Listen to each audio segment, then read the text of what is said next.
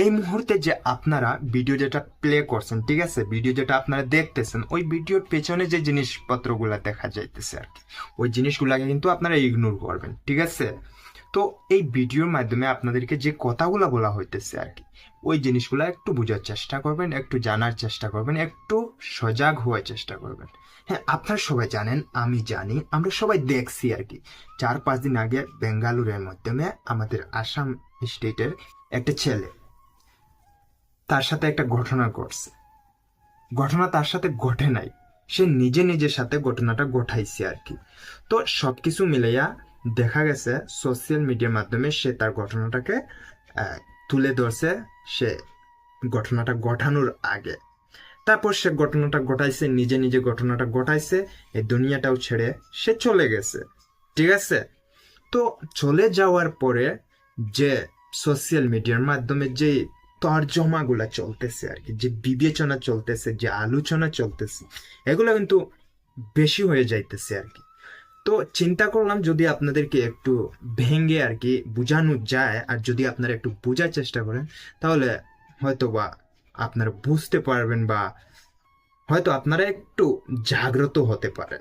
এই বিষয়টা নিয়ে আলোচনা করতেছি আপনাদের সাথে। ঘটছে ঘটছে ঘটনা, হ্যাঁ, নিজের সাথে ঘটাইছে।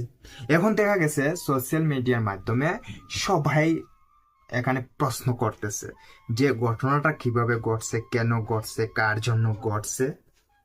এই জিনিসটা শুধুমাত্র নিজের স্বার্থের জন্য করতেছে যারা এই প্রশ্ন গজব এগুলা করতেছে আর কি সোশ্যাল মিডিয়া।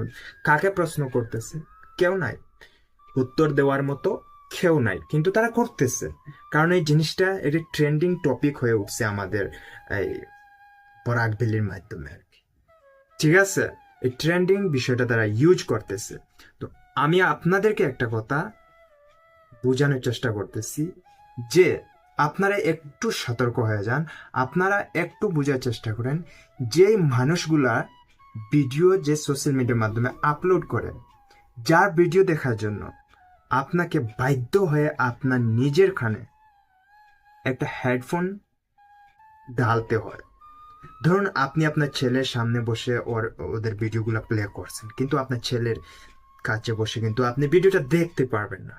এত নির্লজ্জভাবে ভিডিওটা তারা এই আবিষ্কার করে, এবং যাই করে না কেন তারা সোশ্যাল মিডিয়ার মাধ্যমে আপলোড দেয়, কিন্তু আপনারা দেখার জন্য আপনার ছেলে মেয়ে ভাই বোন কারো সামনে বসে তাদের ভিডিওগুলা দেখতে পারবেন না। কারণ সেই ভিডিওগুলোর মাধ্যমে এত অশ্লীলভাবে কথা বলা হয়, যার কারণে আপনাকে বাধ্য হয়ে আপনার কানে হেডফোন ঢেলে আপনাকে একা একা বসে তাদের ভিডিওগুলো দেখতে হয়। এই জিনিসটা আমি আপনাদেরকে বোঝানোর চেষ্টা করতেছি, আপনারা একটু বোঝার চেষ্টা করেন, একটু সজাগ হয়ে